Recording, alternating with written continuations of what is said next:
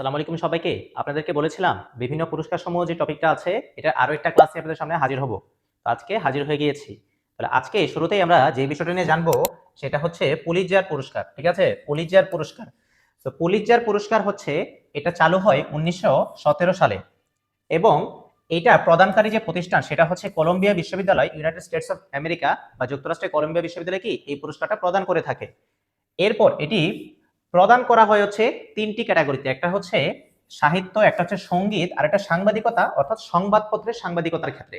সংবাদপত্রের সাংবাদিকতা, সাহিত্য এবং সঙ্গীত এই তিনটি ক্যাটাগরি থেকে এটা দেওয়া হয় 1917 সাল থেকে, যেটা প্রদান করে থাকে যুক্তরাষ্ট্রের কলম্বিয়া বিশ্ববিদ্যালয়।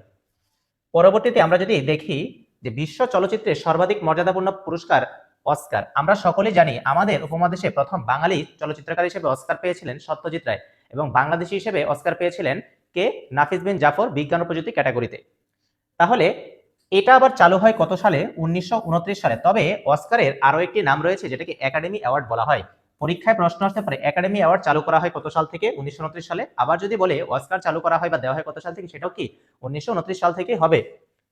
প্রদানকারী প্রতিষ্ঠান এত বড় কোনো কিছুই আসে না কখনো, তবে আমরা জাস্ট জেনে রাখার জন্য একটু জানলাম যে academy of the motion picture arts and sciences USA. তার মানে বোঝা যাচ্ছে যে এই যে অস্কারটা এটা দেওয়া হয় যুক্তরাষ্ট্র থেকে, যুক্তরাষ্ট্রের একটা প্রতিষ্ঠান থেকে। ক্যাটাগরি 24টি ক্যাটাগরি থেকেই অস্কার পুরস্কার প্রদান করা হয়। পরবর্তীতে আমরা দেখব একটা হচ্ছে সার্ক পুরস্কার, একটা হচ্ছে সার্ক সাহিত্য পুরস্কার। সার্ক পুরস্কার প্রথম পেয়েছিলেন জিয়াউর রহমান এবং সার্ক সাহিত্য পুরস্কার পেয়েছিলেন হচ্ছে কবি শামসুর রহমান। তাহলে এই যে সার্ক পুরস্কার প্রদান করা হয় 2004 সালে, 2004 সাল থেকে সার্ক পুরস্কার প্রদান করা হয়, যেটি পেয়েছিলেন জিয়াউর রহমান।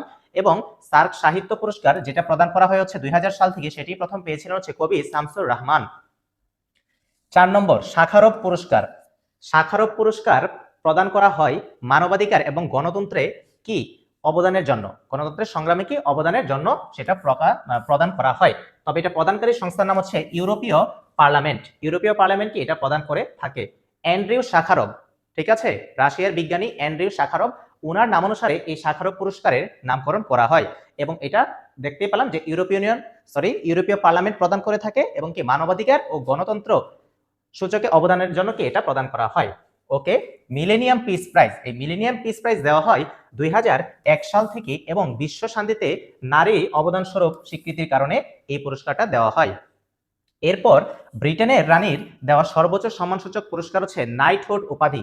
এই নাইটহুড উপাধির মাধ্যমে কি স্যার নামের শুরুতে স্যার জগদীশ চন্দ্র বসু, স্যার কি আলেকজান্ডার গ্রাহাম বেল, স্যার কি আছে বাংলাদেশে ফজলে হাসান আবেদ আছে। তো এই যে নাইটহুড উপাধি, এটা কি ব্রিটেনের রানী থেকে প্রাপ্ত সর্বোচ্চ খেতাবসূচক পুরস্কার। এবং পরবর্তীতে সর্বশেষ যেটা লিখেছি, স্থাপত্য শিল্পে অবদানের জন্য প্রদান করা হয় দুটি পুরস্কার, একটা আগা খান পুরস্কার, একটা হচ্ছে প্রীতস্কার পুরস্কার। প্রীতস্কার পুরস্কারটা কোথাও এত বেশি না আসলেও আমরা দেখি যে আগা খান পুরস্কারটা কি একটু সমালোচিত, সবার কাছে পরিচিত। তো আগা খান পুরস্কার এবং প্রীতস কি কার পুরস্কার দেওয়া হয় কি স্থাপত্য শিল্পে অবদানের জন্য। এছাড়া অনেক উপাধি রয়েছে, অনেক পুরস্কার রয়েছে। চ্যাম্পিয়ন্স অফ দ্য আর্থ, দেন হচ্ছে কি বলা যায় যে রাশিয়ার সর্বোচ্চ পুরস্কার, তারপর হচ্ছে আমেরিকার সর্বোচ্চ পুরস্কার রয়েছে, সাহিত্য পুরস্কার আছে, চলচ্চিত্র পুরস্কার আছে, চ্যাম্পিয়ন্স অফ দ্য আর্থ যে জাতিসংঘ বিষয়ক জলবায়ু মানে বিষয়ক যে বিভিন্ন কাজকর্ম আছে, তো এইটা রিলেটেড কাজ করার কারণে যে চ্যাম্পিয়ন্স অফ দ্য আর্থ দেওয়া হয়, এরকম অনেকগুলো পুরস্কার আছে। তবে আমি এই যে আগের একটি ক্লাস এবং এই ক্লাসে যেগুলো আলোচনা করলাম এগুলো বিভিন্ন পরীক্ষায় বারবার আসে এবং এখান থেকে রিপিট হয় প্রশ্নগুলো, তাই ভাবলাম যে আপনাদের সামনে বিষয়গুলো একটু তুলে ধরি। তো আশা করছি যে আগের একটা ক্লাস এবং আজকের এই ক্লাস, এই দুটো পুরস্কার রিলেটেড ক্লাস আপনাদের সকলের অনেক উপকার করলো, আপনারা উপকৃত হয়েছেন বলে আমি মনে করি। এবং পরবর্তী কোনো ক্লাসে আপনাদের সকলের সাথে আবারও দেখা হবে ইনশাল্লাহ।